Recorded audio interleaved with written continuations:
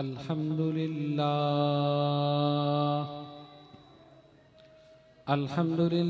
نحمده ونستعینه ونستغفره ونؤمن به ونتوکل علیہ ونعوذ باللہ من شرور انفسنا ومن سیئات اعمالنا من يهده الله فلا مضل له ومن يضلله فلا هادي له ونشهد أن لا إله إلا الله وحده لا شريك له ونشهد أن سيدنا ونبينا وشفيعنا وشفاء صدورنا وغوثنا وغياثنا ومغيثنا ومعيننا وقطبنا وفريدنا ونظامنا وسراجنا وغلانا وأشرفنا ونور عيننا محمدا عبده ورسوله اما بعد فاعوذ باللہ من الشیطان الرجیم بسم اللہ الرحمن الرحیم یا ایہا الذین آمنوا استعینوا بالصبر والصلاة ان اللہ مع الصابرین ولا تقولوا لمن يقتل في سبيل الله أموات بل أحياء ولكن لا تشعرون صدق الله مولانا العظيم وبلغنا رسوله النبي الكريم ونحن على ذلك لمن الشاهدين والشاكرين والحمد للہ رب العالمین۔ بارگاہ رسالت میں درود پاک کا نذرانہ پیش کیجئے۔ اللہم صلی علی سیدنا و مولانا محمد وعلی آل سیدنا و مولانا محمد و اصحاب سیدنا و مولانا محمد و بارک وسلم صلاة و سلاما علیک یا رسول اللہ۔ قرآن مجید فرقان حمید کی جن آیات بینات کی تلاوت سے اپنے آپ کو مشرف کیا، ارشاد ربانی ہوا یا ایھا الذین آمنوا استعینوا بالصبر والصلاة، اے ایمان والو مدد چاہو صبر سے اور نماز سے۔ ان اللہ مع الصابرین، بے شک اللہ صبر کرنے والوں کے ساتھ ہیں۔ ولا تقولوا لمن يقتل في سبيل الله اموات، اور وہ جو اللہ کی راہ میں قتل کر دیے جائیں، شہید ہو جائیں، انہیں مردہ نہ کہو۔ بل احیاء ولکن لا تشعرون، وہ زندہ ہیں لیکن تمہیں اس کا شعور نہیں۔ قرآن نے شہید کو زندہ کہا اور زندہ نہ کہنے کا حکم دیا۔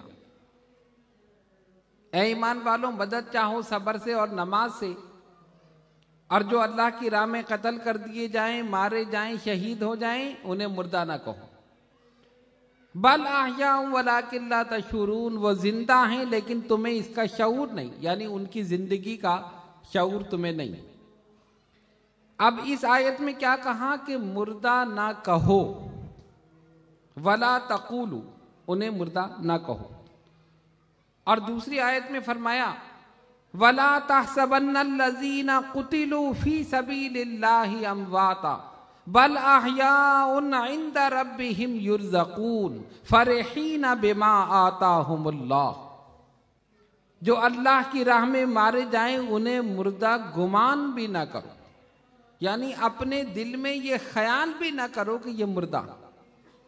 پہلی آیت میں کہا کہ مردہ نہ کہو، زبان سے انہیں مردہ نہ کہو، تو ہو سکتا تھا کہ کوئی اپنے دل میں سوچتا کہ یہ تو مر چکے ہیں، قبر میں پہنچ چکے، مردہ ہیں۔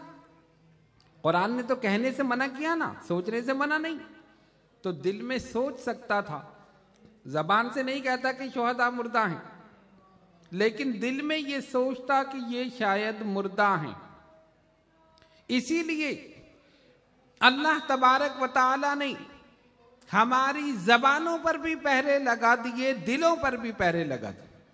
یہ ایسے زندہ ہیں کہ انہیں تم نہ مردہ کہہ سکتے ہو نہ مردہ گمان کر سکتے، دل میں سوچ بھی نہیں سکتے کہ یہ مردہ۔ بل احیاء عند ربهم یرزقون، قرآن کہتا ہے وہ ایسے زندہ ہیں کہ انہیں اپنے رب کی طرف سے رزق بھی دیا جا رہا، رزق بھی دیا جا رہا، فرحین بما آتاہم اللہ، اور اللہ کی اس عطا پر بہت زیادہ خوش ہے۔ کتنی باتیں بیان فرمائیں، ان کی زندگی کا حال، ان کو مردہ نہ گمان کرو، پہلی آیت میں مردہ نہ کہو، دوسری میں مردہ گمان بھی نہ کرو۔ پھر وہ ایسے زندہ ہیں کہ اللہ کی طرف سے رزق بھی دیا جا رہا، فرحین بما آتاہم اللہ، اور اللہ کی طرف سے جو رزق مل رہا ہے وہ اس عطا پر بہت زیادہ خوش ہے۔ پتہ یہ چلا کہ شہید زندہ ہے، شہید زندہ ہے، لیکن حیرت کی بات یہ ہے جو کافر زمین پر چل رہے ہیں، گفتگو کر رہے ہیں، خرید و فروخت کر رہے ہیں، بات چیت کر رہے ہیں، قرآن کہتا ہے یہ مردہ ہے۔ اِنَّكَ لَا تُسْمِعُ الْمَوْتَى، اے محبوب صلی اللہ علیہ وسلم آپ ان مردوں کو کلام ربانی نہیں سنا سکتے، مردہ ہیں۔ حیرت کی بات، ہمارے مشاہدے کے خلاف بات ہے۔ جو آدمی چل رہا ہے اسے مردہ کہو گے؟ آدمی سانس لے رہا ہے، زندہ ہے، زمین پر ہے، آپس میں گفتگو کر رہا ہے، بول رہا ہے، بات چیت کر رہا ہے، خرید و فروخت کر رہا ہے، اگر آپ سے پوچھیں یقیناً آپ کہیں گے زندہ ہے۔ اور ایک آدمی جو قبر میں پہنچ چکا، دیکھنے والا کہے گا مردہ ہے، جبھی تو دفن کیا ہے۔ اگر زندہ ہوتا تو کیسے دفن کرتے؟ کبھی کسی زندہ کو دفن کیا ہے؟ کیا ہے کسی زندہ کو دفن؟ نہیں، جب روح نکل جائے مردہ ہو گیا، چلو دفن کر دو۔ لیکن قرآن کی بات دیکھو، جو کافر چل رہے ہیں، پھر رہے ہیں، گفتگو کر رہے ہیں، بازاروں میں خرید و فروخت کر رہے ہیں، قرآن نے کہا مردہ ہیں۔ اور جو مرد مجاہد میدان کارزار میں نکلا، اللہ کے دین کی سربلندی کے لیے لڑتا ہوا اپنی جان قربان کر دیتا ہے، قبر میں پہنچ گیا، قرآن نے کہا زندہ۔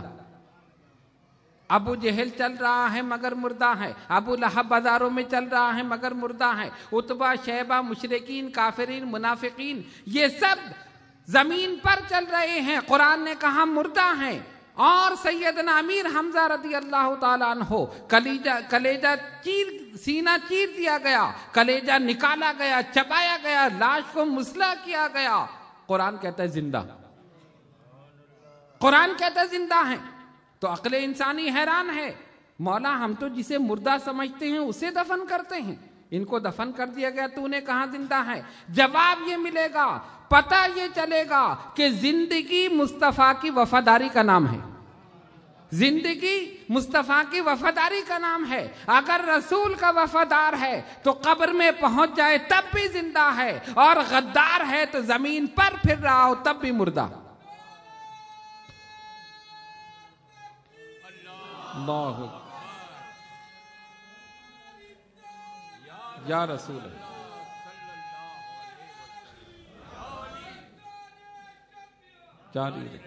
پتہ یہ چلا کہ جو رسول کا وفادار ہے قبر میں پہنچ جائے، زندہ ہے، غدار ہے، زمین پر ہو تب بھی مردہ۔ یہ ہمارا فیصلہ نہیں ہے، قرآن کا فیصلہ۔ بل احیاء عند ربہم یرزقون، انہیں اللہ کی طرف سے رزق دیا جا رہا۔ فرحین بما آتاہم اللہ، اور وہ اس زندگی پر بہت خوش ہیں۔ تو شہادت ایک عظیم منصب ہے، شہادت ایک عظیم مرتبہ ہے۔ شہادت آخری منزل ہے انسانی سعادت کی، وہ خوش قسمت ہے مل جائے جنہیں دولت شہادت کی۔ شہید اس دار فانی میں ہمیشہ زندہ رہتے ہیں، زمیں پہ چاند تاروں کی طرح تابندہ رہتے ہیں۔ اللہ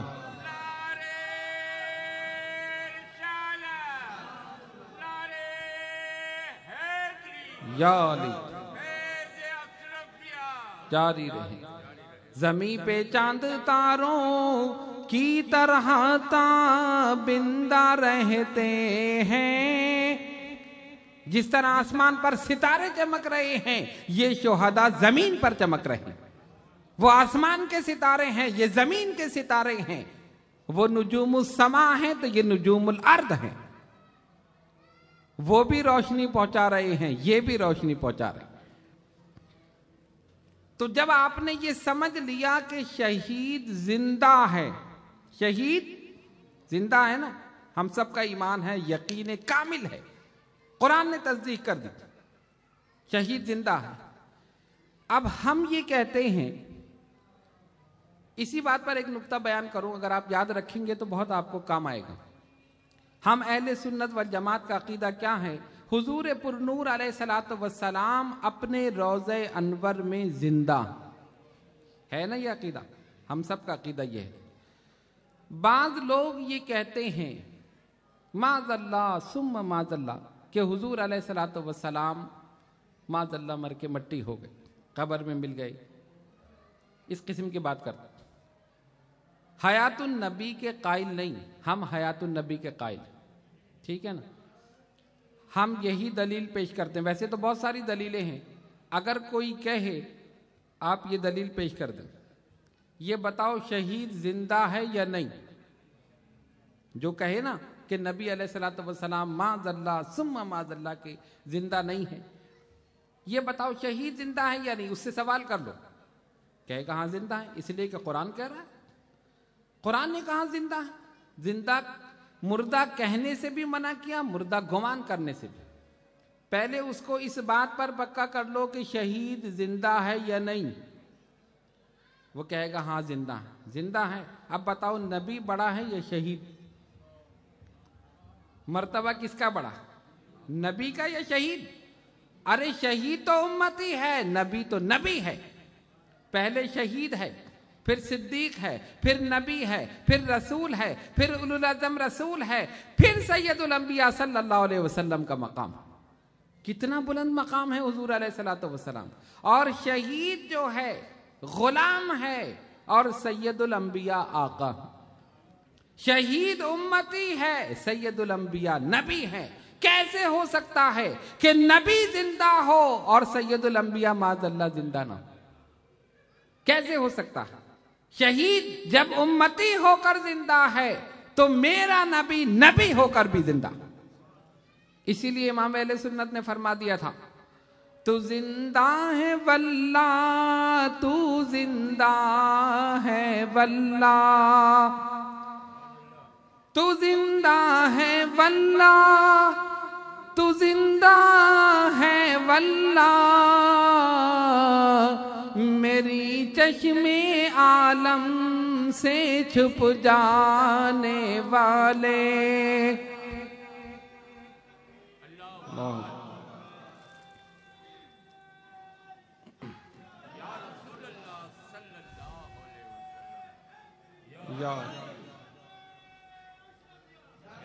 میری چشمے عالم سے چھپ جانے والے.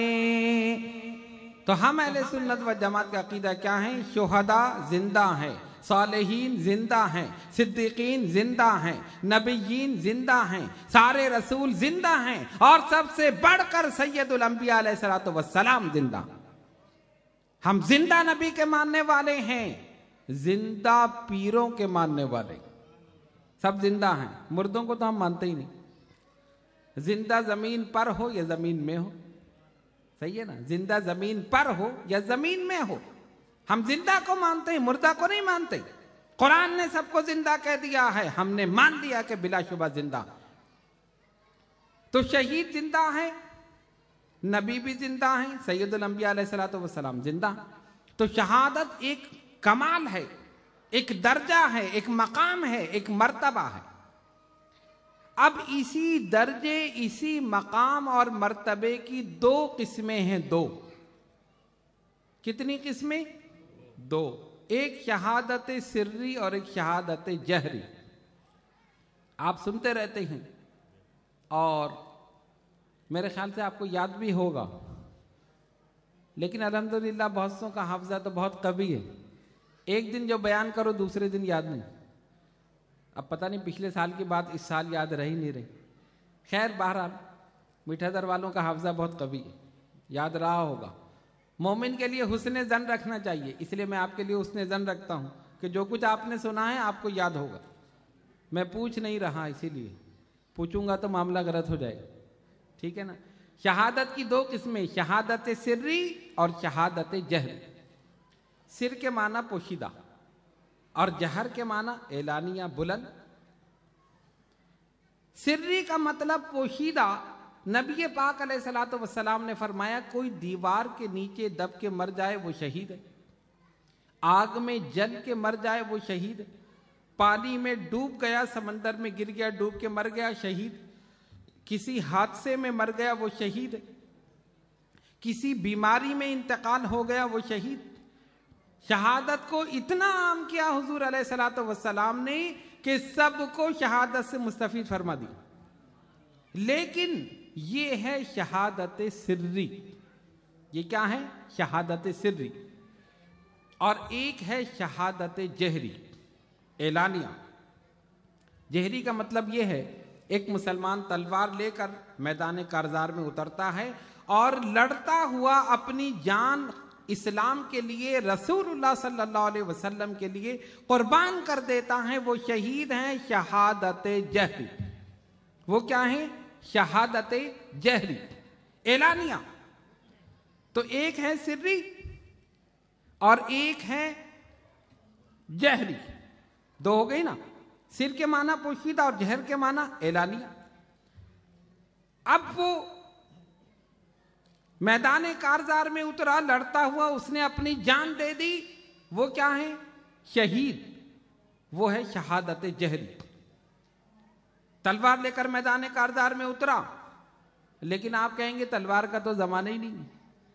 پھر میں کہہ دوں چلو وہ کلیشن کوف لے کے اترا، یہی کہہ دو. لیکن بہرحال اعلانیہ طور پر، تو اعلانیہ طور پر وہ شہادت جہری اور پوشیدہ وہ شہادت سری. اب کیونکہ شہادت ایک کمال ہے، ایک مرتبہ ہے، اور حضور علیہ الصلوۃ والسلام کی ذات تمام کمالات کا مرکز اور منبع ہے. ہر کمال اپنے کمال کے ساتھ میرے رسول کی ذات میں موجود ہے. ہر کمال اپنے کمال کے ساتھ رسول اللہ صلی اللہ علیہ وسلم کی ذات میں موجود. حسن و جمال، جاہ و جلال، فضل و کمال، جود و نوال، ہر چیز حضور کی ذات میں موجود ہے. اور جو رسول کی ذات میں نہیں، خدا کی قسم وہ کمال ہی نہیں. جو حسن تمام چیزوں کا مرکز اور منبع رسول کی ذات، اور اگر کوئی چیز حضور کی ذات میں نہیں ہے وہ کمال ہی نہیں ہے، وہ حسن ہی نہیں. اللہ تبارک و تعالیٰ نے ہر چیز کا مرکز اور منبع بنا دیا. تو جب آپ نے یہ سمجھ لیا کہ حضور علیہ الصلوۃ والسلام کی ذات ہر کمال، جمال، جود و نوال، فضل و کمال، جاہ و جلال، حسن و جمال اس کا مرکز اور منبع ہے، تو جب شہادت ایک کمال ہے تو ضروری ہے کہ یہ کمال بھی حضور کی ذات میں موجود ہو، ضروری ہے نا، اور یقیناً یہ کمال بھی میرے رسول کی ذات میں موجود۔ شہادت سری کی حقیقت بھی حضور علیہ الصلوۃ والسلام کی ذات پہ پوری ہوئی، اور شہادت جہری کی حقیقت بھی حضور علیہ الصلوۃ والسلام کی ذات والا صفات پر پوری ہوئی۔ کس طرح؟ پہلے دیکھیں شہادت سری۔ خیبر کے موقع پر ایک یہودیہ عورت جس کا نام تھا زینب بنت الحارث، اس نے بکری کا بھنا ہوا گوشت حضور علیہ الصلوۃ والسلام کی بارگاہ میں پیش کیا، اور سرکار دو عالم علیہ الصلوۃ والسلام نے اس میں سے تھوڑا سا تناول فرما لیا۔ اس کے اندر اس نے زہر قاتل ملایا ہوا، یعنی ایسا زہر قاتل کہ تھوڑا سا بھی کوئی کھا لے تو اسی وقت اس کی موت واقع ہو جائے، اسی لمحے اس کی موت واقع ہو۔ چنانچہ حضور علیہ الصلوۃ والسلام کے ایک صحابی حضرت بشیر بن برا رضی اللہ تعالی عنہ، انہوں نے بھی کھایا، اور کھاتے ہی ان کی شہادت ہو گئی۔ ایسا زہر قاتل تھا کہ کھاتے ہی شہادت ہو گئی، لیکن میرے آقا صلی اللہ علیہ وسلم کھانے کے بعد بھی حیات رہے۔ حضور کا زندہ رہنا یہ سرکار کا معجزہ ہو گیا، حضور کا زندہ رہنا معجزہ ہو گیا۔ اور دوسری بات، اللہ فرماتا ہے واللہ یعصمک من الناس، اے نبی صلی اللہ علیہ وسلم ہم آپ کی جان کو ان لوگوں سے بچا لیں گے جو آپ کو مارنا چاہتے ہیں، ختم کرنا چاہتے ہیں، ہم آپ کی جان کو ان سے بچا لیں گے۔ اللہ تبارک و تعالیٰ نے بچا لیا۔ اب حضور علیہ الصلوۃ والسلام فرماتے اس گوشت نے مجھے خبر دی، اے اللہ کے نبی علیہ الصلوۃ والسلام میرے اندر زہر قاتل ملایا ہوا۔ سرکار دو عالم علیہ الصلوۃ والسلام نے اس عورت کو بلایا، اس سے پوچھا تم نے ایسی حرکت کیوں کی؟ عرض کی یا محمد صلی اللہ علیہ وسلم ہاں میں نے اس میں زہر ملایا۔ اس نے تسلیم کیا۔ کیوں؟ اس لیے کہ میں یہ جاننا چاہتی تھی کہ آپ صرف بادشاہ ہیں یا اللہ کے نبی۔ اگر آپ بادشاہ ہوں گے تو زہر سے موت واقع ہو جائے گی، ہمیں آپ سے نجات مل جائے گی، اور اگر اللہ کے نبی ہوں گے تو یہ زہر آپ کو نقصان نہیں پہنچائے گا، آپ زندہ رہیں۔ یہ اس نے یہ توجیہ پیش کی اپنی اس حرکت کی۔ لیکن وہ جو زہر قاتل حضور علیہ الصلوۃ والسلام نے تناول فرمایا تھا، حضرت علامہ زرقانی رحمۃ اللہ علیہ فرماتے ہیں کہ اور بلا شک و شبہ یہ بات ثابت ہو گئی کہ ہمارے نبی علیہ الصلوۃ والسلام نے شہادت کی وفات پائی، اس لیے کہ خیبر کے موقع پر جو زہر ملی ہوئی بکری کا گوشت حضور نے تناول فرمایا تھا وہ اکثر آپ کو تکلیف دیتا رہتا تھا، اسی کی وجہ سے آپ کا وصال ہوا، اسی کی وجہ سے وصال ہوا۔ اور حضرت علامہ جلال الدین سیوطی رحمۃ اللہ علیہ، امام بخاری اور امام بہقی یہ دونوں روایت کرتے ہیں ام المومنین حضرت عائشہ صدیقہ رضی اللہ تعالی عنہا سے۔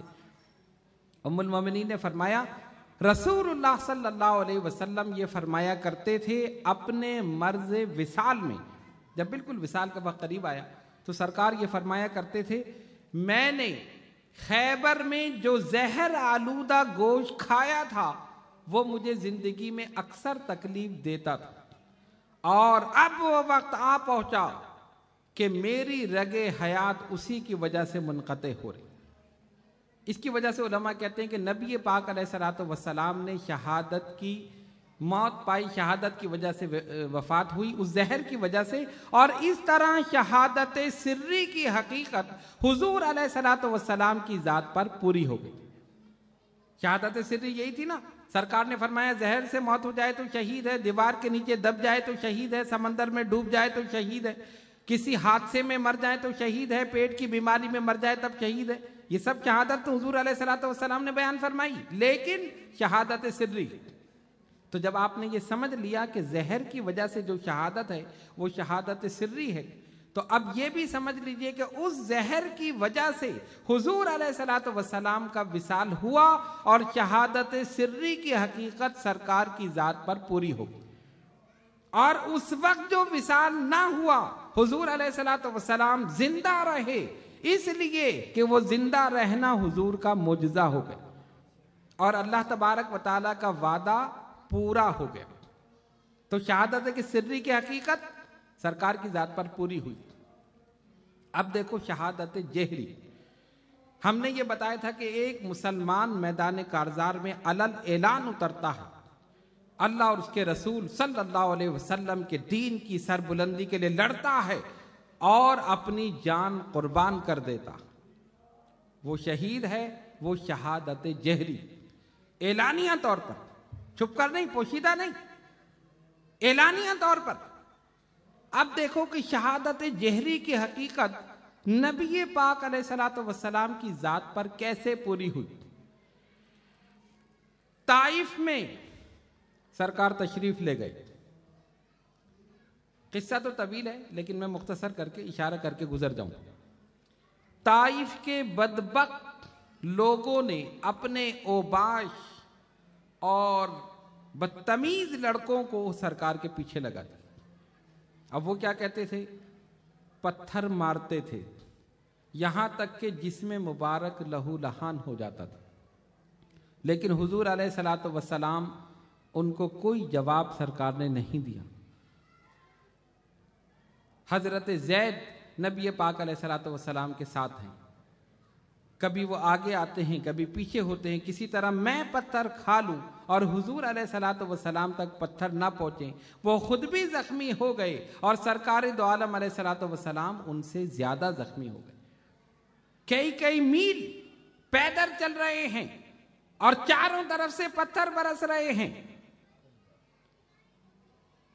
وہ چاہتے ہیں کہ کسی طرح ہم ان کو معذاللہ آج ختم کر دیں، کوئی اور ہوتا تو اس کی موت واقع ہو جاتی۔ سرکار کا زندہ رہنا یہ حضور کا معجزہ ہو گیا، زندہ رہنا معجزہ ہو گیا۔ لیکن قربان جائیے اس رحمت للعالمین، شفیع المذنبین، محبوب رب العالمین صلی اللہ علیہ وسلم کے، کہ سرکار نے زبان مبارک سے ان کے لیے دعائے ضرر نہیں فرمائی۔ جس نبی کو اس کی قوم نے ستایا، فوراً ہاتھ اٹھا دیے بارگاہ رب العزت میں، مولا اس قوم کو فنا کر دے، اس کو ختم کر دے، تباہ و برباد کر دے۔ کہیں طوفان کا عذاب آیا، کہیں مینڈک کا عذاب آیا، کہیں مچھروں کا عذاب آیا، کہیں خون کا عذاب آیا، مختلف عذاب آئے، وہ قومیں ختم ہو گئی، نیست و نابود ہو۔ لیکن وہ رحمت للعالمین صلی اللہ علیہ وسلم، پتھر جسم مبارک پر لگ رہے ہیں، جسم مبارک سے خون بہ رہا ہے، لیکن حضور علیہ الصلوۃ والسلام نے ان کے لیے دعائے ضرر نہیں فرمائی۔ صحابی رسول نے کہا، یا رسول اللہ صلی اللہ علیہ وسلم، ان کے لیے دعائے ضرر فرمائیے، یہ تباہ ہو جائیں، برباد ہو جائیں۔ حضور کی بارگاہ میں عرض کر رہے ہیں، کہا سرکار ان لوگوں کے حق میں بد دعا کیجئے، شکایت اس جفاؤ جور کی پیش خدا کیجئے، زمیں کو حکم دیجئے ان لعینوں کو ہڑپ کر لے، اسی کا بوجھ ہے یہ لوگ ان کو پیٹ میں دھر لے، فلک کو حکم دیجئے پھٹ پڑے ان کی ناکاروں پر، بجائے آب برسے آگ طائف کی بہاروں پر۔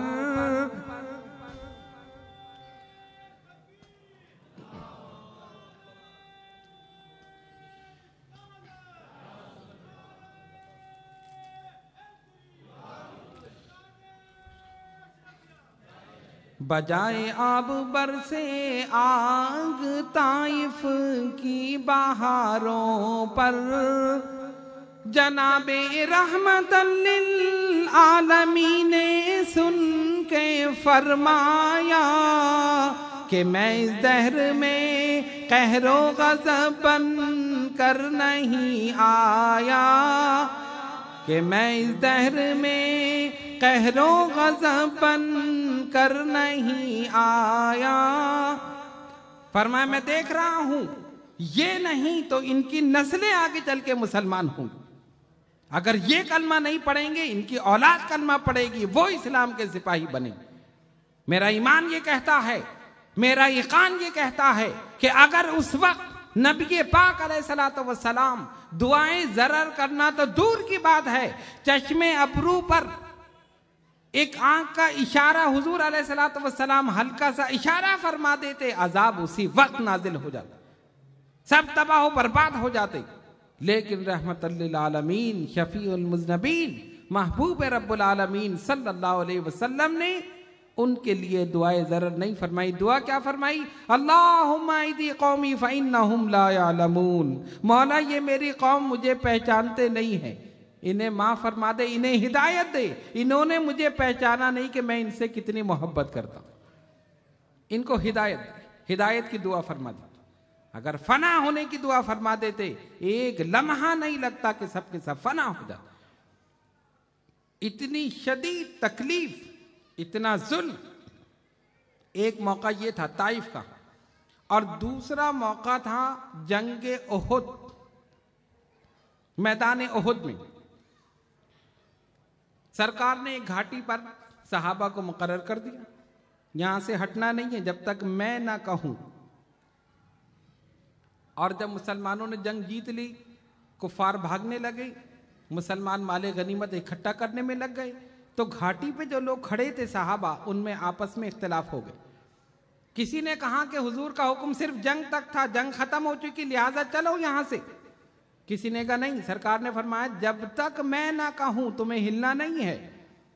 باہر صورت اختلاف ہوا اور وہاں سے اکثر صحابہ ہٹ گئے، جس کا نتیجہ کیا ہوا؟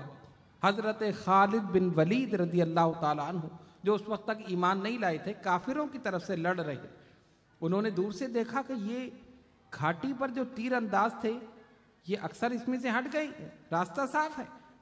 انہوں نے اپنے دستے کو لیا، پیچھے کی طرف گئے اور مسلمانوں کی پشت کی جانب سے ان پر اچانک حملہ کر دیا۔ اب ایک آدمی، کوئی کھڑا ہے، کوئی بیٹھا ہے، کوئی مال اکٹھا کر رہا ہے، اور پیچھے سے تلواریں آ کر پڑیں، تیر لگے تو کیا کیفیت ہوگی؟ لشکر اسلام میں بھگدڑ مچ گئی، عجیب کیفیت ہو گئی، مسلمانوں نے جیتی ہوئی جنگ ہار دی، اور اتنا شدید حملہ ہوا کہ پھر ان بدبختوں کا رخ ہو گیا نبی پاک علیہ الصلوۃ والسلام کی طرف، اور انہوں نے سوچا کہ آج موقع ہے، جیسے ہی ہو آج ان کو ختم کر دیں۔ بڑھے، آگے بڑھے، اور اتنے آگے بڑھے مسلسل تیر برسا رہے ہیں۔ ذرا سا تصور کرو، اگر سامنے سے پتھر آ رہے ہوں، کس میں ہمت ہے کہ کھڑا ہو جائے؟ پتھروں کے سامنے کھڑا ہو سکتا ہے؟ صحابہ کو دیکھو تیروں کے سامنے کھڑے، سینہ سپر ہو کر کھڑے ہیں، تیر ہم اپنے سینے پر لے لیں ہمارے آقا تک تیر نہ پہنچنے پائے۔ حضرت طلحہ نے اپنا ہاتھ آگے کر دیا، اتنے تیر ان کے ہاتھ پہ لگے کہ ہاتھ بیکار ہو گئے، کئی صحابہ شہید ہو گئے، لیکن وہ کافر بڑھتے رہے، اتنے قریب آئے کہ حضور علیہ الصلوۃ والسلام پر بالکل قریب سے حملہ کیا۔ لوہے کا وہ خود جو تھا حضور کے رخساروں میں گھس گیا، اس کی کڑیاں داخل ہو گئیں۔ ایک صحابی نے اپنے دانتوں سے پکڑ کر کھینچا تو ان کے دانت ہی ٹوٹ گئے، اتنا شدید حملہ تھا۔ سرکار کے رخسار مبارک سے خون بہہ رہا ہے۔ سیدہ خاتون جنت رضی اللہ تعالی عنہا، آپ نے چٹائی کو جلا کر اس کی راکھ لگائی تو خون رکا، اتنا شدید حملہ۔ صحابہ آپ کو حضور علیہ الصلوۃ والسلام کی حفاظت کر رہے ہیں، یہاں تک کہ احد پہاڑ پر لے گئے۔ آج بھی جو لوگ جاتے ہیں انہوں نے دیکھا ہوگا کہ گھاٹی ہے، تھوڑا سا حصہ کھلا ہوا ہے، اس وقت وہ حصہ اور کم تھا۔ جب آقا تشریف لے گئے، پہاڑ نے اپنی وہ راہ اور کشادہ کر دی، وہاں پر صحابہ نے بٹھایا اور سرکار دو عالم علیہ الصلوۃ والسلام کی جو زخم مبارک تھے ان پر مرہم لگایا، پٹی کی۔ ایسی شدید کیفیت، سرکار نے فرمایا اس سے سخت دن میری زندگی میں اور کوئی نہیں۔ ایک طائف کا دن اور ایک یہ میدان احد میں، جنگ احد کے موقع پر کوئی اور ہوتا تو موت واقع ہو جاتی، آقا کا زندہ رہنا یہ حضور کا معجزہ ہو گیا۔ یہ شہادت جہری کی حقیقت پوری ہوئی نبی پاک علیہ الصلوۃ والسلام پر۔ تب آپ نے دیکھ لیا کہ دونوں حقیقتیں، شہادت سری اور شہادت جہری، ان دونوں کی حقیقت حضور علیہ الصلوۃ والسلام کی ذات پر پوری ہوئی۔ اب یہی دونوں چیزیں، شہادت سری اور شہادت جہری، یہی دونوں تقسیم ہوئی دونوں شہزادوں میں۔ سیدنا امام حسن رضی اللہ تعالیٰ عنہ کے حصے میں شہادت سری کا فیض آیا، اور سیدنا امام حسین رضی اللہ تعالیٰ عنہ کے حصے میں شہادت جہری کا فیض آیا۔ یہ حضور کا کمال ان دونوں میں تقسیم ہوا۔ اور یاد رکھیے، جس طرح سرکار کا کمال تقسیم ہوا، اسی طرح سرکار کا جمال بھی ان دونوں میں تقسیم ہوا۔ حضرت علی شیر خدا رضی اللہ تعالیٰ عنہ اس حدیث کے راوی ہیں، فرماتے ہیں کہ حسن سر سے لے کر سینے تک حضور علیہ الصلوۃ والسلام کے مشابہ، اور حسین سینے سے لے کر قدموں تک حضور علیہ الصلوۃ والسلام کے مشابہ۔ حضور کا جمال بھی تقسیم ہوا اور حضور کا کمال بھی تقسیم ہوا۔ تو امام حسن کے لیے کیا فرمایا؟ حسن سر سے لے کر سینے تک، اور حسین سینے سے لے کر قدموں تک۔ اسی روایت کو امام اہل سنت نے بڑے پیارے انداز میں بیان کیا۔ فرماتے ہیں، ایک سینے تک مشابہ، ایک وہاں سے پاؤں تک۔ کیسی روایت بیان فرمائی؟ ایک سینے تک مشابہ، ایک وہاں سے پاؤں تک، حسن سبتین ان کے جاموں میں ہے نیما نور کا۔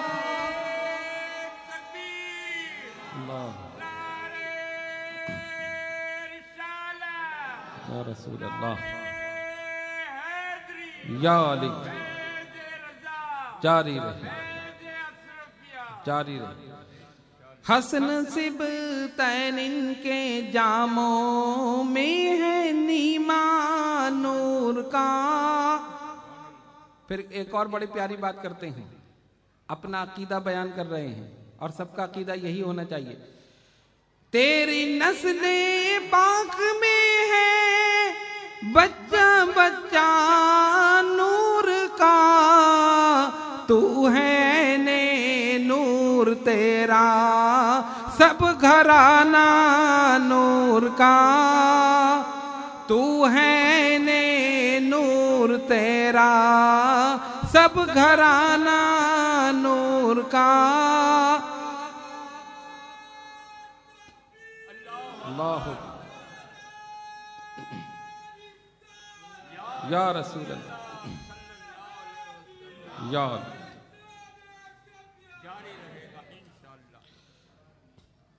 تو حضور کا کمال بھی تقسیم ہوا، حضور کا جمال بھی تقسیم ہوا۔ پتہ یہ چلا کہ یہ دونوں شہزادے مظہر کمال مصطفیٰ بھی تھے اور دونوں مظہر جمال مصطفیٰ بھی تھے۔ سرکار کا کمال بھی تقسیم ہوا، سرکار کا جمال بھی تقسیم ہوا۔ اور حضور علیہ الصلوۃ والسلام دونوں سے بڑی محبت فرماتے۔ حضرت اسامہ بن زید رضی اللہ تعالیٰ عنہ اس حدیث کے راوی فرماتے، میں کسی کام سے سرکار دو عالم علیہ الصلوۃ والسلام کی بارگاہ میں گیا۔ سرکار تشریف لائے اور اپنے ہاتھ ایسے کیے، اور اوپر چادر ہے، چادر مبارک، جیسے چادر کے اندر کوئی چیز ہو، کوئی انسان کسی چیز کو ایسے اٹھائے اور اوپر سے چادر ڈال لے، اس کیفیت میں آقا دو جہاں صلی اللہ علیہ وسلم باہر تشریف لائے۔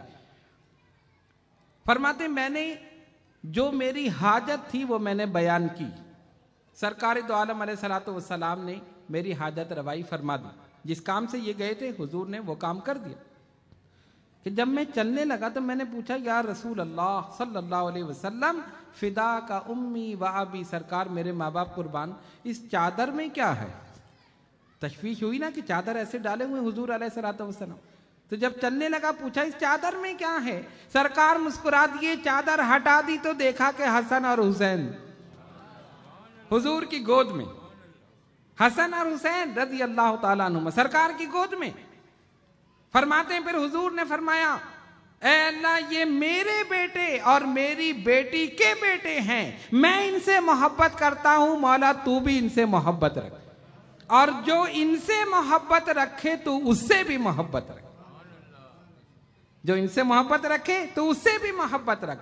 پتہ چلا اہل بیت کی محبت یہ رسول اللہ صلی اللہ علیہ وسلم کی محبت، اور جو اہل بیت سے محبت رکھے گا اللہ تبارک و تعالی اس سے محبت رکھے۔ نبی پاک علیہ الصلوۃ والسلام اتنی محبت فرماتے، اور صحابہ بھی اس چیز کو جانتے تھے۔ حضرت ابو ہریرہ رضی اللہ تعالی عنہ جلیل القدر صحابی، حضور علیہ الصلوۃ والسلام کی بارگاہ کے حاضر باش، مسلسل بارگاہ میں حاضری دینے والے، اسی لیے سب سے زیادہ حدیثیں حضرت ابو ہریرہ رضی اللہ تعالیٰ عنہ سے مروی۔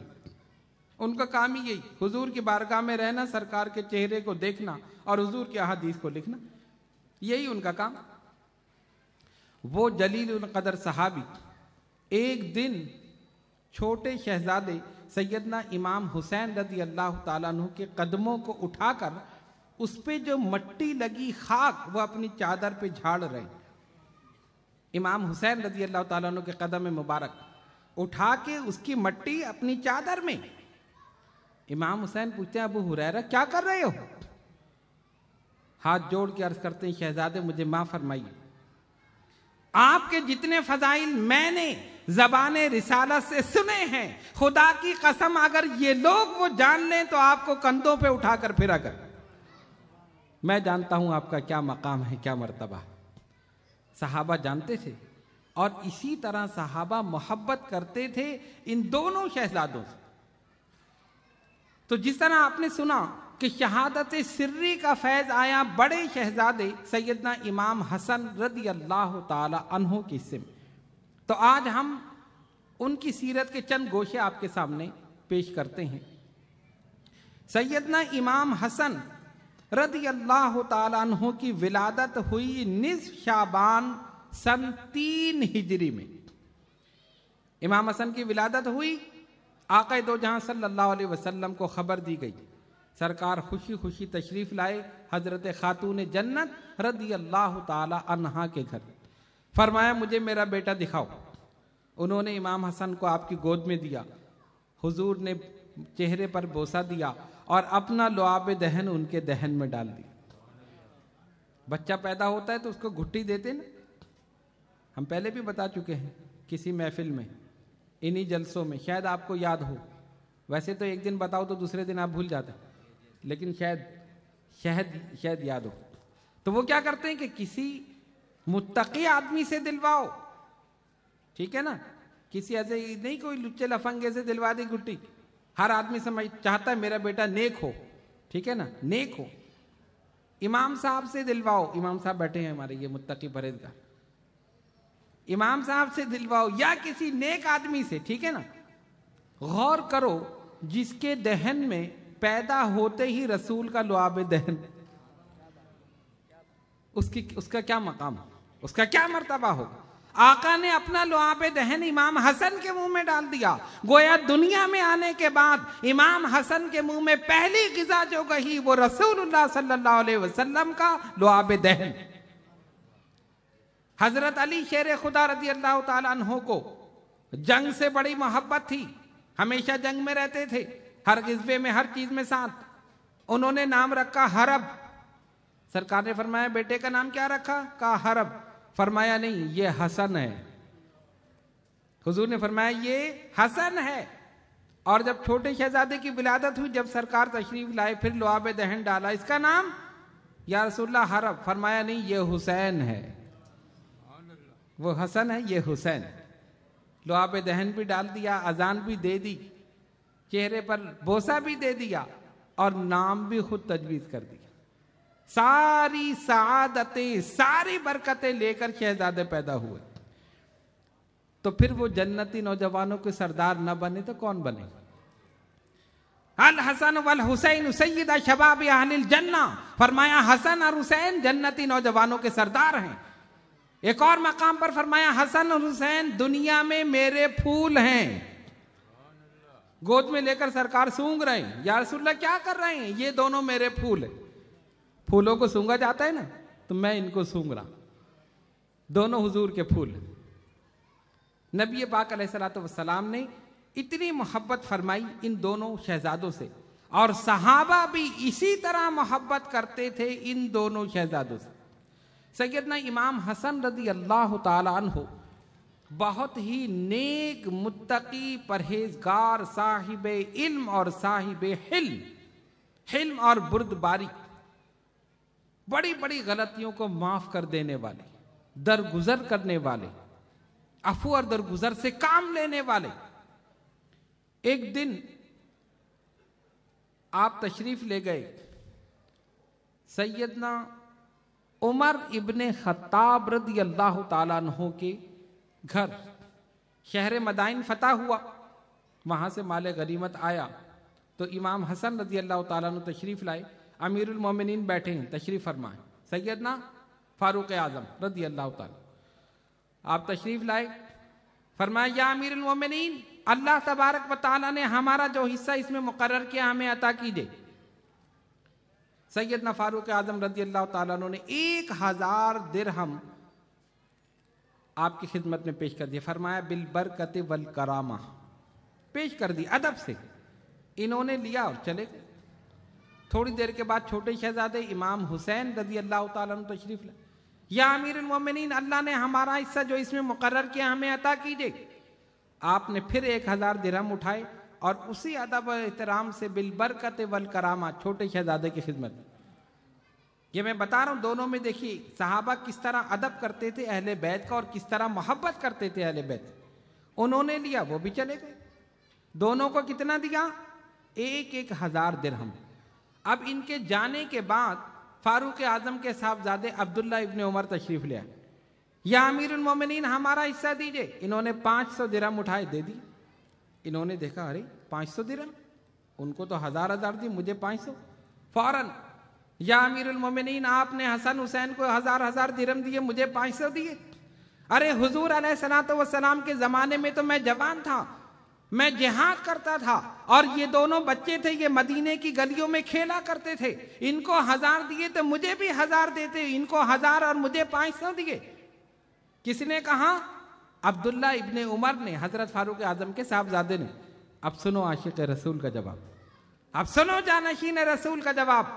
جب بیٹے نے یہ کہا کہ ان کو 1000 دیے، مجھے 500 دیے، مجھے بھی 1000 دیں، فاروق اعظم رضی اللہ تعالیٰ عنہ نے فرمایا بیٹا پہلے وہ فضیلت حاصل کر لو جو حسن حسین کو حاصل ہے، پھر ان کے برابر حصے کا مطالبہ کرنا۔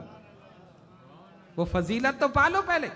ان کا باپ تمام عرب کا سردار ہے، ان کی ماں جنتی عورتوں کی سردار ہے، ان کے نانا تمام اولاد آدم اور سارے نبیوں کے سردار ہیں، اور وہ خود جنتی نوجوانوں کے سردار۔ اللہ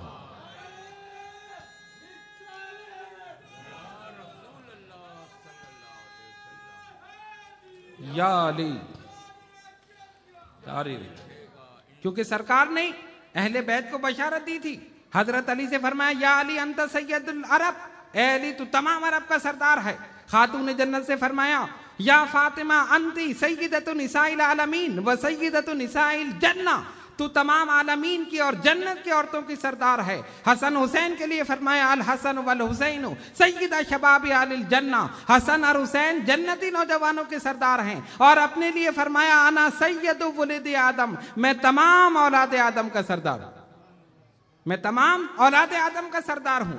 اب غور کرو، خود جنتی نوجوانوں کے سردار، باپ تمام عرب کا سردار، ماں جنتی عورتوں کی سردار، نانا تمام اولاد آدم کا سردار، اصل سرداری تو ان کے گھر کی، اصل سرداری تو ان کے گھر کی۔ تو فاروق اعظم نے فرمایا پہلے وہ مقام حاصل کر لو جو حسن اور حسین کو حاصل ہے، پھر ان کے برابر حصے کا مطالبہ کرنا۔ خاموش ہو گئے۔ یہ بات کسی نے حضرت علی شیر خدا رضی اللہ تعالیٰ عنہ کو بتا دیا، یہ پورا واقعہ بتا دیا۔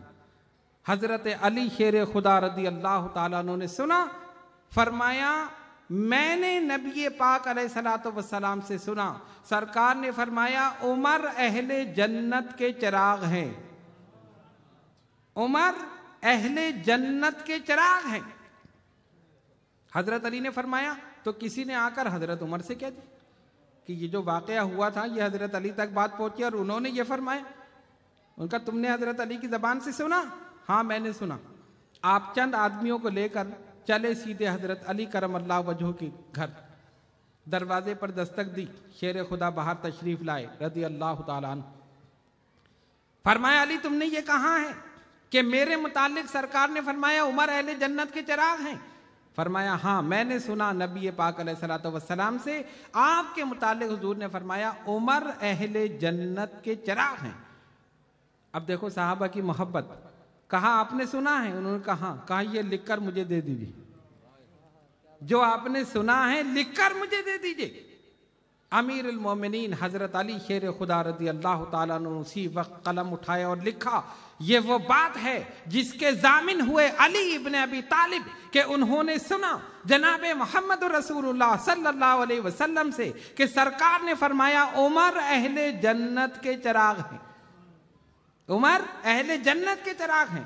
وہ لکھا ہوا لے کر فاروق اعظم آ گئے اور وصیت کی کہ جب مجھے دفن کرنا یہ میرے ساتھ رکھ دینا۔ یہ ہے محبت صحابہ کی اہل بیت کے ساتھ۔ بدبخت ہیں وہ لوگ جو یہ کہیں کہ صحابہ میں اور اہل بیت میں معاذ اللہ کوئی بغض تھا یا عداوت یا نفرت تھی۔ نہیں، اس لیے کہ صحابہ نے اہل بیت کے فضائل زبان رسالت سے سنے اور اہل بیت نے صحابہ کے فضائل زبان رسالت سے سنے۔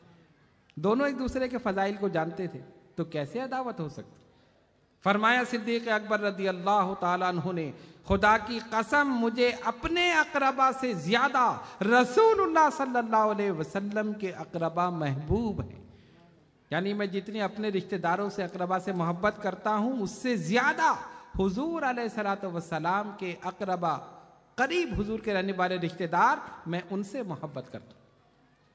سیدنا امام حسن رضی اللہ تعالیٰ عنہ بڑی خوبیوں کے مالک، بڑے فضائل کے مالک، سرکار نے دونوں کی فضیلتیں ساتھ ساتھ بیان فرما دی۔ ایک دن نبی پاک علیہ الصلوۃ والسلام اپنے منبر پر رونق افروز، حضرت ابو بکر صدیق رضی اللہ تعالیٰ عنہ اس حدیث کے راوی ہیں اور امام بخاری نے اس کو بیان کیا۔ کہتے ہیں سرکار منبر پہ رونق افروز ہیں تو ہم نے دیکھا کہ امام حسن رضی اللہ تعالیٰ عنہ سامنے سے آ رہے ہیں، جیسے بچے چلتے ہیں گرتے ہیں پھر چلتے اس طرح چلتے چلتے آئے، سرکار کے قدموں میں آئے، حضور نے اٹھا کر اپنی گود میں بٹھا لیا، اپنی گود میں بٹھا لیا۔ صدیق اکبر رضی اللہ تعالیٰ عنہ اس حدیث کو روایت کر رہے ہیں۔ امام حسن رضی اللہ تعالیٰ عنہ کو سرکار نے اپنی گود میں بٹھایا، فرمایا ھذا ابنی سید، میرا یہ بیٹا سید ہے، سردار ہے۔ صحابہ سے فرما رہے ہیں امام حسن کو گود میں بٹھا کر، اور اس وقت بالکل شیر خوار بچے ہیں۔ لوگ کہتے ہیں نبی کو علم نہیں تھا، نبی کتنی پہلے کی بات بتا رہے ہیں۔ ھذا ابنی سید، میرا بیٹا یہ سید ہے، سردار ہے، اور یہ اس وقت مسلمانوں کے دو گروہوں میں صلح کرا دے گا جب دونوں لڑنے کے لیے بالکل تیار ہوں گے۔ حضور کی بشارت کس کے لیے؟ سیدنا امام حسن رضی اللہ تعالیٰ، میرا یہ بیٹا سید ہے، سردار ہے، اس وقت مسلمانوں کے دو بڑے گروہوں میں صلح کرا دے گا جب وہ دونوں ایک دوسرے سے لڑنے کے لیے بالکل تیار ہوں گے۔ اب کیا ہوا؟ حضرت علی کرم اللہ تعالی وجہ الکریم کی شہادت کے بعد 17 رمضان سن 40 ہجری میں حضرت امام حسن رضی اللہ تعالیٰ عنہ مسند خلافت پر رونق افروز ہوئے، لوگوں نے بیعت کرنا شروع کر دی۔ 40,000 مسلمانوں نے امام حسن رضی اللہ تعالیٰ عنہ کے دستے مبارک پر بیعت کر لی۔ عراق، خراسان، حجاز، یمن، یہ تمام حصہ جو تھا یہ سب آپ کے زیر نگین۔ 6 ماہ تک مسند خلافت پر رونق افروز رہے سیدنا امام حسن رضی اللہ تعالیٰ 6 ماہ، اور بعض نے لکھا کہ 7 ماہ۔ بہر صورت ادھر حضرت امیر معاویہ رضی اللہ تعالیٰ عنہ اس طرف انہوں نے اپنی خلافت کا اعلان کیا اور لوگوں نے ان سے بیعت کی۔ وہ ایک تفصیل ہے، اس میں ہم جانا نہیں چاہتے، مختصر یہ بتانا یہ چاہتا ہوں سرکار کی بشارت کیسے پوری ہوئی۔ بشارت کب دی تھی؟ جب بالکل شیر خوار دودھ پیتے بچے، اور پوری کب ہو رہی ہے؟ حضرت امیر معاویہ رضی اللہ تعالیٰ عنہ نے شام کی جانب سے اپنی فوجیں میدان میں اتار دی، ادھر سے حضرت امام حسن رضی اللہ تعالیٰ عنہ نے اپنی فوجیں اتار دی، کیونکہ یہ عراق، خراسان، حجاز، یمن، یہ سب علاقہ آپ کے پاس، دونوں لشکر آمنے سامنے، دونوں کے پاس ہتھیار ہیں، نیزے ہیں، بھالے ہیں، تلواریں، سامانے، حرب، افرادی قوت، اور دونوں مسلمان۔ بالکل قریب ہے کہ دونوں میں گھمسان کی جنگ ہو جائے۔ اس وقت سیدنا امام حسن رضی اللہ تعالیٰ عنہ نے یہ سوچا کہ دونوں کے پاس پوری قوت ہے، اور ایک فریق دوسرے پر اس وقت تک غالب نہیں ہو سکتا جب تک کہ دوسری جانب سے کثیر مسلمانوں کا خون نہ بہہ جائے۔ یہ تو حقیقت، کثیر مسلمانوں کا خون، دونوں طرف مسلمان تھے، اس لیے جب بالکل دونوں لشکر جنگ کے لیے تیار ہیں اور قریب ہے کہ ایک دم جنگ شروع ہو جائے، سیدنا امام حسن رضی اللہ تعالیٰ عنہ نے جنگ نہ کرنے کا فیصلہ کیا اور صلح کا ہاتھ بڑھا دیا حضرت امیر معاویہ رضی اللہ تعالیٰ عنہ کی طرف، فوراً صلح کا ہاتھ بڑھا دیا، اور آپ نے شرطیں رکھیں حضرت امیر معاویہ رضی اللہ تعالیٰ عنہ کے سامنے۔ 2 شرطیں رکھیں، فرمایا ایک شرط تو یہ ہے میں آپ کے حق میں خلافت سے دستبردار ہو رہا ہوں، لیکن شرط یہ ہے کہ اگر آپ کا انتقال ہو جائے تو مجھے دوبارہ خلیفہ بنا دیا جائے۔ انہوں نے کہا ٹھیک ہے ہم مان لیتے۔ کہا دوسری شرط یہ ہے کہ میرے والد حضرت علی شیر خدا رضی اللہ تعالیٰ عنہ کے زمانے میں عراق، شام، خراسان، یہ علاقہ جتنا بھی ہے، اس میں جن لوگوں کے پاس جو چیزیں تھیں، جو عہدے تھے اور جو چیزیں تھیں وہ ان سے نہ چھینی جائیں، ان کو اس پر برقرار رکھا جائے۔ حضرت امیر معاویہ رضی اللہ تعالیٰ عنہ کا ٹھیک ہے ہم نے مان لی۔ جب یہ 2 شرطیں مان لیں آپ خلافت سے دستبردار ہو گئے، اور حضرت امیر معاویہ رضی اللہ تعالیٰ عنہ پھر مکمل پورے اس پر خلیفہ بن گئے۔ اب لوگوں کو یہ بات پسند نہ آئی، کچھ لوگ ہوتے نا فتنہ پرور کہ نہیں لڑائی ہونی چاہیے تھی، جنگ ہونی چاہیے تھی، جنگ کی ضرورت نہ ہو تب بھی جنگ ہو جائے، فتنہ پیدا کر دیں، 2 فریقوں کا آپس میں لڑا دیں۔ لیکن یہاں تو سرکار کی بشارت پوری ہونی تھی۔ اس وقت جب دونوں لشکر بالکل آمنے سامنے ہیں، حضرت امام حسن رضی اللہ تعالیٰ عنہ نے صلح کر کے مسلمانوں کو عظیم کشت و خون سے بچا لیا اور اپنے نانا جناب محمد رسول اللہ صلی اللہ علیہ وسلم کی بشارت کو پورا کر دیا۔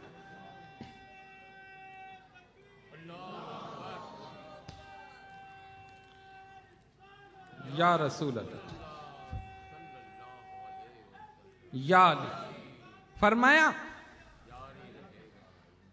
صلح کا ہاتھ بڑھایا، صلح ہو گئی، جنگ رک گئی، مسلمان عظیم کشت و خون سے، خون ریزی سے بچ گئے، سرکار کی بشارت پوری ہو گئی۔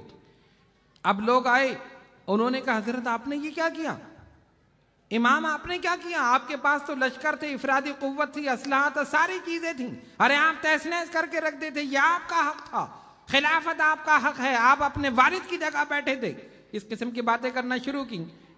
اب سنو شہزادہ رسول کا جواب، کتنا پیارا جواب دیا، اور ان کو منہ توڑ جواب دیا، خاموش کر کے رکھ دیا۔ جب وہ آئے نا آپ کو بھڑکانے کے لیے کہ یہ جوش میں آ جائیں اور حملہ کر دیں، آپ کے پاس لشکر ہے، قوت ہے، سب کچھ ہے، آپ اپنے والد کی جگہ ہیں، کیوں خلافت چھوڑ دی؟ سیدنا امام حسن رضی اللہ تعالیٰ عنہ نے ان کی ساری باتوں کو سنا، خاموشی اختیار فرمائی اور ایک جواب دیا، فرمایا سنو، اگر خلافت امیر معاویہ کا حق تھا تو انہیں مل گیا، اگر خلافت امیر معاویہ کا حق تھا تو انہیں مل گیا، اور اگر خلافت میرا حق تھا تو میں نے انہیں دے دیا۔ کتنی پیاری بات کہی، اگر ان کا حق تھا تو مل گیا، اور اگر میرا حق تھا تو میں نے ان کو دے دی، بات ختم ہو، اس میں لڑنے کی بات ہی نہیں۔ میرا، تم کہہ رہے ہیں میرا حق تھا تو میں نے ان کو دے دی۔ سب خاموش ہو گئے اور مسلمان عظیم خون ریزی سے بچ گئے۔ اگر اس پر جنگ ہو جاتی نہ جانے کتنے ہزاروں لاکھوں مسلمان شہید ہو جاتے، تب جا کے ایک فریق دوسرے پر قبضہ حاصل کرتا۔ حضور علیہ الصلوۃ والسلام کی بشارت پوری ہو گئی، کیونکہ آپ کے حصے میں شہادت سری کا فیض آیا، جو ہم بتا چکے ہیں کہ زہر کے اثر سے ہو، دیوار کے نیچے دب جانے سے ہو، ڈوب جانے سے ہو، جل کر مر جانے سے، اور دیگر چیزیں۔ معتبر روایت کے مطابق حضرت امام حسن رضی اللہ تعالیٰ عنہ کی شہادت ہوئی زہر کے اثر سے، اور یہ بھی متحققہ بات ہے کہ آپ کی بیوی جعدہ بنت الاشعث، اس نے آپ کو زہر دیا۔ اب کیوں دیا وہ ایک تفصیل ہے، الگ چیز، لیکن یہ بات متحقق ہے کہ اس نے زہر دیا۔ 3 مرتبہ آپ کو زہر دیا گیا۔ پہلی مرتبہ دیا گیا، بے چین ہو گئے، بے قرار ہو گئے، اور سیدھے گئے اپنے نانا جناب محمد الرسول اللہ صلی اللہ علیہ وسلم کے روضہ انور پر، جا کر اپنی گزارشات پیش کی، وہاں کی مٹی اٹھا کر اپنے ملی، ان کو سکون ہو گیا، واپس آ گئے۔ کچھ علاج کیا ہوگا، طبیعت صحیح ہو گئی۔ دوسری مرتبہ زہر دیا گیا، پھر آپ تڑپ گئے، بے چین ہو گئے، لیکن تیسری مرتبہ اتنا شدید زہر قاتل دیا گیا کہ پھر آپ جاں بر نہ ہو سکے۔ اور جب آپ نے دیکھا کہ اب بالکل میری موت کا وقت قریب ہے، اور بعض روایتوں میں یہ کہ 40 دن کے بعد آپ کی شہادت ہوئی، یعنی جب زہر دیا گیا ہے، زہر دینے کے 40 دن تک سخت بے چینی میں، بے قراری میں گزری، اور جب دیکھا کہ بالکل اب میری شہادت کا وقت قریب ہے، تو آپ نے وصیت کی، جاؤ ام المومنین سیدہ عائشہ صدیقہ رضی اللہ تعالی عنہا سے اجازت لو کہ حسن کی خواہش ہے کہ نانا جان کے قریب دفن ہو جائے۔ انہوں نے اجازت دے دی، ٹھیک ہے میری طرف سے اجازت ہے، لیکن امام حسن رضی اللہ تعالیٰ عنہ جانتے تھے کہ اس وقت جو حالات تھے، اہل بیت کے مخالفین بھی موجود تھے، مروان مدینے کا گورنر تھا جو سب سے بڑا مخالف تھا، تو آپ نے فوراً دوسری وصیت بھی فرما دی، سنو اگر حالات ایسے نہ رہیں کہ مجھے وہاں روضہ رسول صلی اللہ علیہ وسلم میں دفن کیا جائے، تو پھر مجھے میری والدہ خاتون جنت کے قریب جنت البقیع میں دفن کر دے۔ یہ 2 وصیتیں کی حضرت امام حسن رضی اللہ تعالیٰ عنہ نے۔ اس کے بعد بلایا اپنے چھوٹے بھائی امام حسین رضی اللہ تعالیٰ عنہ، فرمایا بھائی مجھے 3 مرتبہ زہر دیا گیا، 2 مرتبہ میں صحت یاب ہو گیا، لیکن اب تیسری مرتبہ اتنا شدید قسم کا دیا گیا کہ مجھے محسوس ہوتا ہے کہ میرا جگر کٹ کٹ کر جو ہے وہ ختم ہو رہا، میری جان نکل رہی ہے، عجیب بے چینی بے قراری، مجھے یقین ہو چلا ہے کہ اب کچھ دیر کے بعد میری شہادت ہو جائے گی۔ سیدنا امام حسین رضی اللہ تعالیٰ عنہ نے فرمایا آپ ہمیں اس زہر دینے والے کا نام بتائیے، مجھے نام بتائیے۔ فرمایا میں جانتا ہوں کس نے مجھے زہر دیا، میں جانتا ہوں۔ کہا آپ جانتے ہیں تو پھر بتائیے۔ فرمایا حسین کیا تم اس سے لڑو گے؟ کیا تم اس سے قتال کرو گے؟ نہیں، میں جانتا ہوں کس نے مجھے زہر دیا ہے، میں اپنا بدلہ، اپنا انتقام اللہ پر چھوڑتا ہوں، واللہ عزیز ذو انتقام، وہ بے شک بڑا امتحان لینے والا، صحیح انتقام لینے والا وہی ہے، میں نے اپنا بدلہ اللہ پر چھوڑ دیا، میں کسی کو نہیں بتاتا۔ کتنا حلم ہے، کتنی بردباری ہے، کتنا صبر ہے، کتنا ضبط ہے۔ کوئی اور ہوتا تو کہتا کہ میرے قاتل کے ٹکڑے کر دو، اس نے مجھے زہر دیا، اس نے یہ کیا۔ قربان ہو جاؤ امام حسن رضی اللہ تعالیٰ عنہ کے صبر پر۔ فرمایا جانتا ہوں کہ کون ہے، کس نے زہر دیا ہے، اپنا معاملہ میں اللہ پر چھوڑتا ہوں، وہ جو بدلہ لے گا وہ کوئی نہیں لے سکتا، میں نے اللہ پہ چھوڑ دیا، سب کو خاموش کر دیا۔ کچھ دیر کے بعد آپ کی شہادت ہوئی، نہلا کر کفنا کر جنازہ مبارک تیار کیا گیا، اور اہل بیت نے کہا حسن کی وصیت تھی کہ نانا جان کے قریب، لہذا ہم وہاں دفن کریں گے۔ مروان نے مخالفت کی، بنو امیہ نے مخالفت کی، عجیب ایک ہنگامہ پیدا ہو گیا۔ جب ہنگامہ پیدا ہوا انہوں نے کہا ہم دفن نہیں ہونے دیں گے۔ ادھر امام حسین نے اپنی تلوار نکال لی، امام حسین نے تلوار نکال لی، حضرت عباس نامدار نے اپنی تلوار نکال لی، دیگر اہل بیت کے جوانوں نے تلوار نکال لی، کہا ان کی کیا جرات ہے کہ ہمیں روکیں، ہم ابھی 2 منٹ میں ان سب کو اڑا کر رکھ دیں گے۔ مدینے میں عجیب ہنگامہ ہو گیا، اہل بیت کہتے ہیں امام حسن کو وہاں دفن کریں گے، مروان اور اس کے ساتھی کہتے ہیں نہیں ہونے دیں گے۔ جب یہ صورتحال دیکھی تو حضور علیہ الصلوۃ والسلام کے صحابی حضرت ابو ہریرہ رضی اللہ تعالیٰ عنہ درمیان میں آ گئے۔ حضرت ابو ہریرہ رضی اللہ تعالیٰ عنہ درمیان میں آئے اور انہوں نے اہل بیت کو سمجھایا، کہا دیکھو حسن کی وصیت تھی کہ حضور علیہ الصلوۃ والسلام کے قریب دفن کیا جائے، لیکن دوسری وصیت بھی تو تھی نا، دوسری بھی تو انہوں نے کی کہ اگر حالات ایسے نہ ہو تو میری والدہ خاتون جنت کے قریب جنت البقیع میں دفن کر دیں، تو تم پہلی وصیت کو چھوڑ کر دوسری پر عمل کر لو تاکہ یہ کشت و خون جو ہو رہا ہے، ہنگامہ آرائی مسلمانوں میں، اس سے بچ جائیں۔ جب حضرت ابو ہریرہ رضی اللہ تعالیٰ عنہ درمیان میں آئے، اہل بیت نے اور خصوصاً امام حسین رضی اللہ تعالیٰ عنہ نے اپنی تلواروں کو نیام میں کر لیا، ان کی بات کو تسلیم کر لیا، اور سیدنا امام حسن رضی اللہ تعالیٰ عنہ کو خاتون جنت کے قریب دفن کر دیا گیا، جنت میں پہلے ہی پہنچ گئے۔ خود جنتی نوجوان تھے، جنت البقیع میں خاتون جنت کے پاس، ساری جنتیں تو وہیں لے لیں، ساری جنتیں تو وہیں مل گئیں۔ جنت البقیع وہ بھی جنت کا حصہ ہے، وہیں خاتون جنت ہیں اور وہیں جنتی نوجوانوں کے سردار، ان کو دفن کر دیا گیا۔ اور انہوں نے اپنے عمل سے یہ ثابت کر دیا کہ بدلہ مت لو، اپنا حساب اپنا بدلہ اللہ پر چھوڑ دو۔ تو بڑے شہزادے کے حصے میں یہ شہادت سری آئی، جس کی کیفیت اور جس کا پورا حال ہم نے آپ کے سامنے بیان کر دیا۔ اب چھوٹے شہزادے سیدنا امام حسین رضی اللہ تعالیٰ عنہ کے حصے میں کیونکہ شہادت جہری کا فیض آیا، اسی لیے نبی پاک علیہ الصلوۃ والسلام نے ان کی شہادت کی خبر اس وقت دے دی جب وہ بالکل چھوٹے شیر خوار بچے، اس وقت خبر دے دی۔ اور وہ تمام روایتیں، تمام احادیث موجود ہیں، سب جانتے تھے کہ حسین کربلا میں شہید ہوں گے، یہ مصیبتیں آئیں گی، یہ پریشانیاں ہوں گی، یہ مصائب ہوں گے، لیکن کسی نے دعا نہیں کی کہ مولا یہ نہ ہو، یہ پریشانیاں نہ آئیں، یہ مصیبتیں نہ آئیں۔ کیوں؟ اس لیے کہ ان کی شان یہ تھی، مرضی مولا از ہما اولا، جو اللہ کی رضا وہ ہماری رضا، جب اللہ نے یہی پسند کیا ہے، جو اللہ کو پسند ہے وہی ہمیں پسند۔ اصل میں یہ لوگ صاحبان مقام رضا تھے، اللہ کی رضا پر راضی رہے، اسی لیے خالق کائنات نے ان کو وہ مقام دیا کہ ان کو ہر قسم کی آلودگی سے پاک کر دیا۔ وَيُطَهِّرَكُمْ تَطْهِيرًا، میں ایسا پاک کروں گا جیسا کہ پاک کرنے کا حق۔ انہی پاک لوگوں کے دامن سے ہم لوگ وابستہ ہیں، نہ نامہ اعمال میں نمازیں ہیں، نہ روزہ ہے، نہ حج ہے، نہ زکوٰۃ ہے، ہاں اہل بیت کی محبت ہے، صحابہ کی محبت۔ کل قیامت کے دن یہی محبت لے کر بارگاہ رب العزت میں حاضر ہوں گے، اور یقین ہے کہ اللہ تبارک و تعالی ان نیک اور پاک لوگوں کے صدقے میں انشاءاللہ ہم گناہگاروں کو بھی معاف فرما دیں۔ کل انشاءاللہ ہم شہادت جہری کی حقیقت اور سیدنا امام حسین رضی اللہ تعالی عنہ اور ان کے رفقا کے متعلق ان کے فضائل، ان کے مناقب بیان کریں گے۔ آپ حضرات بڑے خلوص اور محبت کے ساتھ روزانہ تشریف لا رہے ہیں، اسی طرح کل بھی تشریف لائیے۔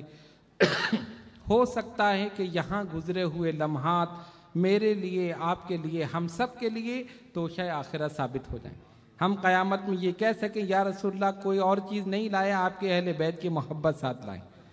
ہم نے بھی ان کا ذکر بیٹھ کے سنا تھا، ہم نے بھی ذکر سنا تھا، اس ذکر کے صدقے میں معاف فرما دے، اور یقین ہے کہ ضرور نجات ملے گی، کیونکہ اہل بیت ہے ہی نجات کی کشتی، تو جب نجات کی کشتی کے ساتھ رہو گے تو نجات ضرور ملے گی۔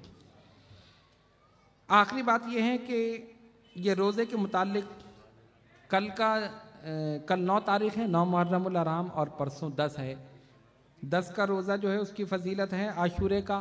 نبی پاک علیہ الصلوۃ والسلام ہجرت کر کے مدینہ طیبہ تشریف لائے تو یہودی 10 تاریخ کا یعنی 10 محرم کا روزہ رکھتے تھے، تو حضور علیہ الصلوۃ والسلام نے ان سے پوچھا تم کیوں روزہ رکھتے؟ انہوں نے عرض کیا یا رسول اللہ صلی اللہ علیہ وسلم، 10 محرم کو اللہ تعالیٰ نے حضرت موسیٰ علیہ السلام کو فرعون کے مقابلے میں فتح عطا فرمائی، تو اس شکرانے کے طور پر ہم روزہ رکھتے ہیں۔ تو سرکار نے صحابہ سے فرمایا کہ ہم اس بات کے زیادہ مستحق ہیں کہ ہم روزہ رکھیں، تو اگر تم صرف 10 کا رکھو تو یہود سے مشابہت ہوگی، اس لیے 9 اور 10 کا رکھو تاکہ مشابہت بھی نہ ہو اور فضیلت بھی مل جائے، ٹھیک ہے نا؟ تو 9 اور 10 کا روزہ رکھنا چاہیے۔ یہ نفلی روزہ ہیں، اگر کوئی نہ رکھے تو کوئی گناہ گار نہیں ہے، ویسے تو رمضان کے روزے کھا جاتے ہیں تو یہ تو نفلی روزہ ہے۔ خیر بہرحال اگر کوئی مردوں اور عورتوں میں کوئی شرعی عذر نہ ہو تو آپ کو چاہیے کہ ضرور روزہ رکھیں، کل کا بھی رکھیں، پرسوں کا بھی رکھیں، ہو سکتا ہے اسی کے صدقے میں اللہ تبارک و تعالی ہم سب کی بخشش فرمائے۔ وآخر دعوانا الحمد للہ رب العالمین۔